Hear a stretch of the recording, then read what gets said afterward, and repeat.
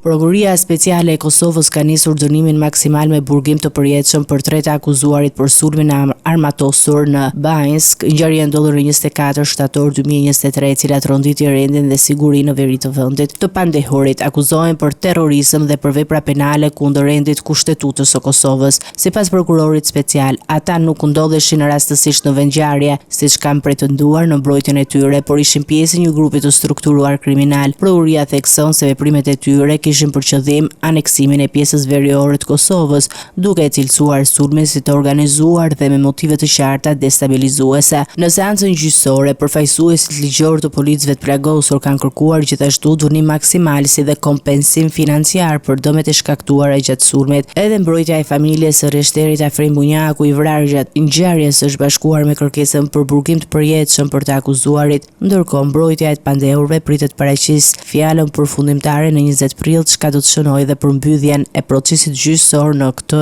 çështje. Sipas dosjes hetimore, sulmi është organizuar nga një grup i udhëhequr nga ish nënkryetari i listës serbe, ndërsa disa nga anëtarët e tjerë të grupit, përfshirë 42 persona të tjerë, po ndiqen në procedura të ndara pasi ndodhen ende në arrati.